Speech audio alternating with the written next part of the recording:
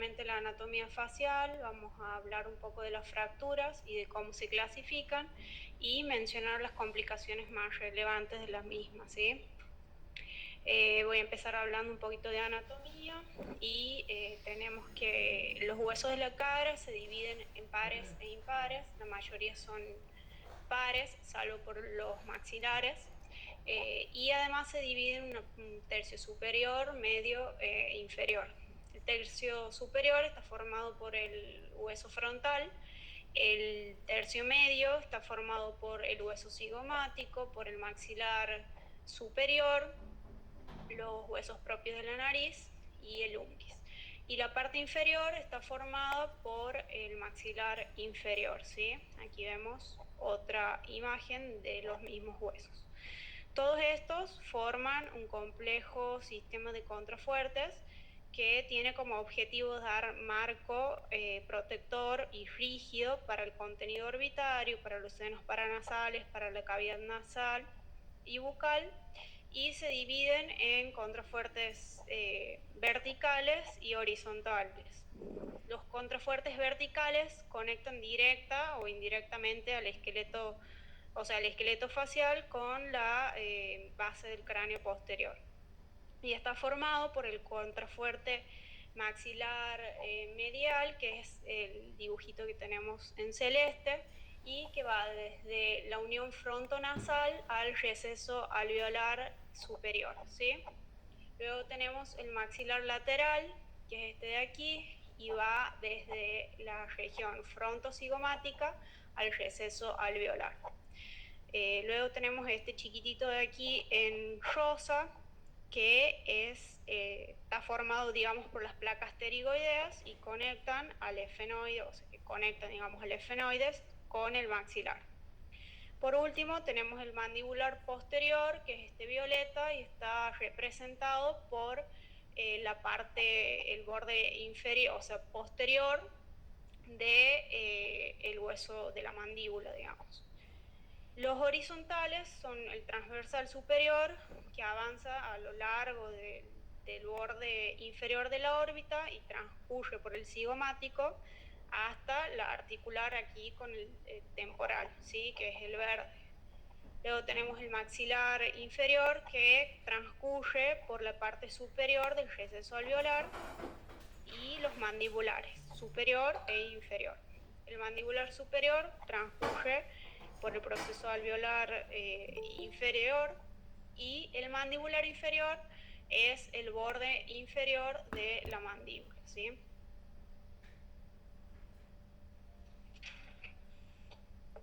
Bueno, de manera general, sabemos que las fracturas faciales se producen por accidentes de tránsito, es la principal causa.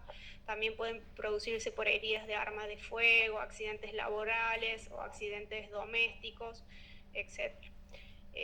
Se da más frecuentemente en adultos jóvenes, y el método de estudio por excelente obviamente es la tomografía, porque tiene gran resolución espacial, es muy rápida, nos permite además estudiar estructuras adyacentes a la lesión, o sea, por ejemplo, del parénquima cerebral o de partes blandas en el caso de la órbita. Requiere una mínima colaboración del paciente y además nos permite hacer reconstrucciones en 3D, y esto es muy útil, digamos, para los cirujanos, para la planificación quirúrgica. Las fracturas faciales, en relación a los contrafuertes, tenemos que se dividen en simples o complejas. Las simples son las que afectan a un solo contrafuerte, y tenemos las nasales, las frontales, las del arco cigomático y las de las mandíbulas. Las complejas afectan a dos contrafuertes, y tenemos las nasofrontales, las nasomaxilares, las nasoetmoidales, las cigomático-maxilares. Pueden, digamos, no estrictamente presentarse una simple o una compleja, sino que de un lado puede ser una simple, del otro una compleja, y así. Depende obviamente del tipo de traumatismo, la fuerza, etc. Luego tenemos las transfaciales, que son las de Lefort y que sí afectan a más de dos contrafuertes. que vamos a ir viendo, ¿sí? Voy a tratar de ir de menor a mayor. Voy a empezar hablando de las fracturas frontales y digamos, se dan las fracturas frontales más a nivel de los senos, porque el hueso ahí es un poco más delgado en relación al resto del hueso frontal, y pueden afectar a una pared, como vemos en el caso de la derecha, que solamente afecta la pared anterior, o puede afectar a la pared anterior y a la pared posterior del seno. Esto tiene una implicancia, o sea, es importante porque en caso de que se produzca una fractura de ambas paredes, el seno frontal y la fosa craneal, digamos, van a quedar expuestas y va a producir mayor cantidad de infecciones, puede producir otras complicaciones como rinorrea líquido cefalorraquídeo o incluso hernias cerebrales.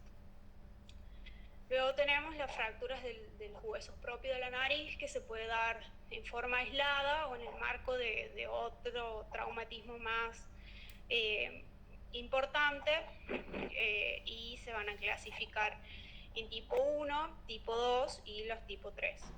Las tipo 1 se limitan a los huesos propios, como vemos a la izquierda, y pueden presentarse con o sin desplazamiento. En este caso vemos que está desplazada y en este caso no está desplazada, ¿sí?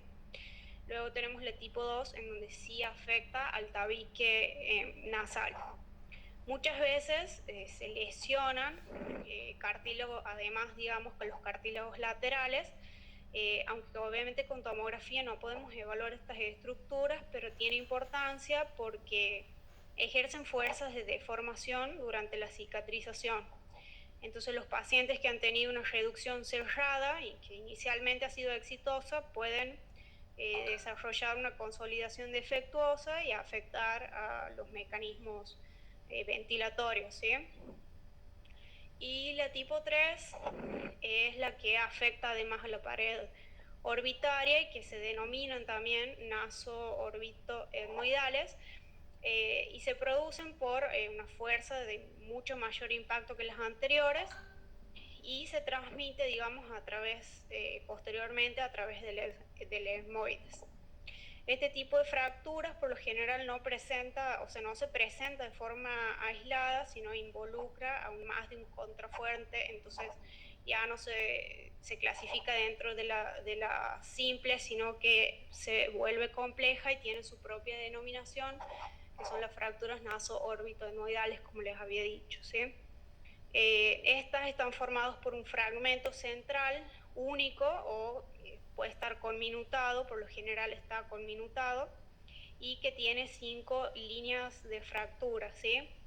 Que he tratado o digamos en el esquema se observa digamos el 1, el 2, el 3, el 4 y 5, que son la parte lateral de la nariz, el contrafuerte nasomaxilar, el piso orbitario inferior, la pared de la órbita medial y la sutura frontomaxilar. El diagnóstico de este tipo de fracturas requiere que al menos observemos 4 de los 5 tractos, digamos, ¿sí? Estas a su vez se van a clasificar según el tendón cantal medial, que son digamos que tiene inserción en la pared lateral de los huesos propios de la nariz, ¿sí? Este tendón es una extensión del músculo orbicular, por lo tanto una ruptura, una lesión del mismo va a producir que el paciente tenga telecanto, tenga embotamiento, se disminuya o tenga acortamiento de la fisura palpebral, y además puede producir hipertelorismo en los peores casos, ¿sí? Las fracturas se van a clasificar, como decía, en tipo 1, tipo 2 o las tipo 3. Las tipo 1 se caracteriza por un solo fragmento central de gran tamaño con el tendón que está adherido, ¿sí? Está intacto. El tipo 2 tiene una conminutación sin romper, digamos, la inserción del canto, que puede estar o no desplazada, ¿sí? El tipo 3 ya tenemos una conminutación más marcada y hay lesión o abulsión del tendón. Ya que estamos cerca de la órbita, vamos a hablar además de las fracturas orbitales que se produce por una lesión, digamos, anterior en el globo ocular y que son las fracturas, digamos, por estallido ocular. Primero voy a recordar brevemente la anatomía de la órbita y tiene una forma de pirámide invertida, en donde tiene las caras la cara superior, inferior, medial y lateral. La cara superior está formada por el frontal y el ala menor del efenoides. La cara inferior está formada por el malar y el maxilar superior. La cara lateral está formada por el maxilar superior, el unguis y el etmoides y el efenoides. Y la cara externa está formada por el cigomático o malar, el frontal y el ala mayor del efenoides.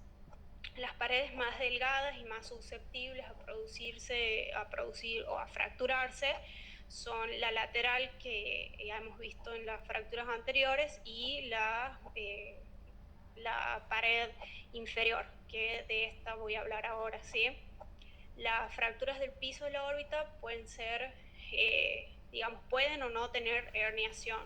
En el primer caso vemos en la figura de arriba, en el corte coronal, que no hay herniación del contenido orbitario. En el segundo caso vemos que hay herniación y se manifiestan por, herniaciones grasas.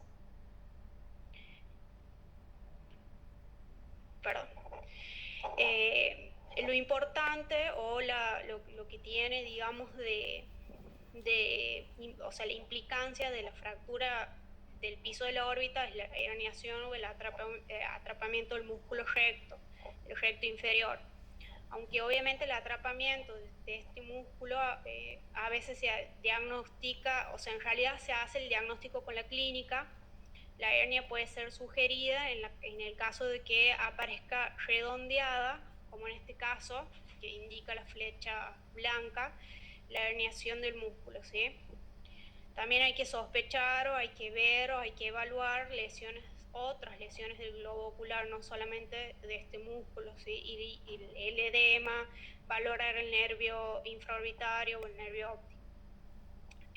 La mayoría de los tratamientos de estas lesiones se hacen con fijación interna o sea, las fracturas, con reemplazo o refuerzo de la parte fracturada. Se usan mallas para, obviamente, mantener el volumen ocular y evitar las herniaciones del contenido orbitario al seno maxilar.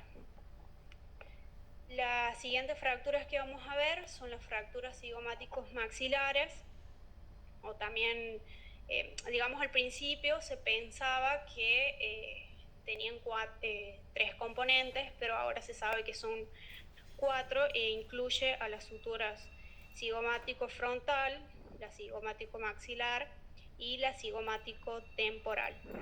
El cuarto componente sería la cigomático efenoidal o efenoidea, que es más profunda y está representada con la línea amarilla. ¿Por qué es importante conocer o saber de este tipo de fractura? Porque cualquier desplazamiento, digamos, lateral, puede alterar o cambiar el eje, el volumen orbitario y por lo tanto la simetría facial. Puede producir además enoftalmos. El músculo macetero tiende a ejercer tracción sobre los fragmentos y las complicaciones pueden ser dificultades masticatorias o en la apertura bucal o en la mecánica bucal, ¿sí? Por último, vamos a ver las fracturas de Lefort, que son fracturas faciales complejas que resultan de un alto impacto sobre la cara en la zona media y se caracterizan por un grado variable de disociación craneofacial. Lefort ha descrito 3 patrones diferentes, cada uno causado por una diferente fuerza, digamos. Él practicaba con cadáveres y he ido describiendo las tres fracturas, digamos, clasificándolas en tres, tipo 1, tipo 2 y tipo 3.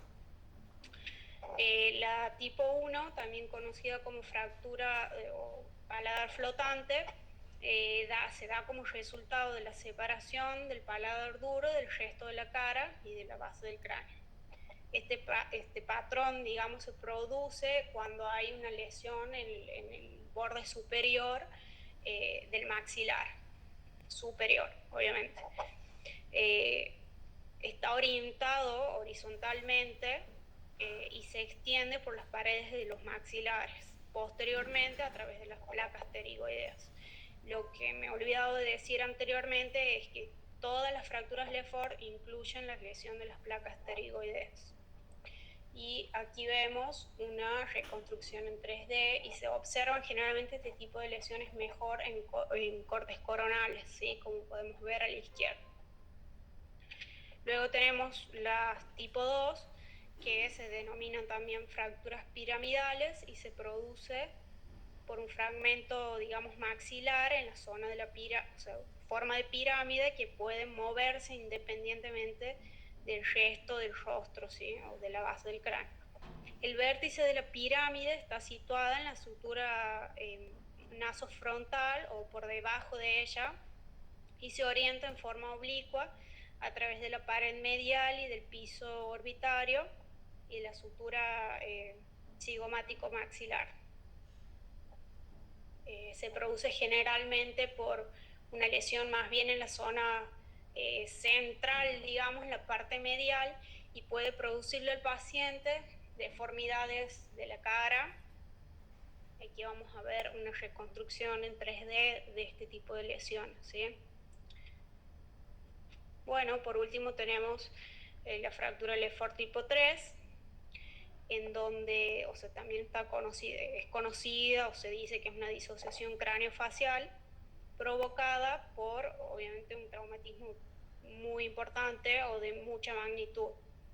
Esta fractura empieza en la sutura nasofrontal y recorre lateralmente las paredes de la órbita medial y lateral y del arco cigomático. Lesiona, a diferencia de las otras dos fracturas, que afecta al hueso cigomático.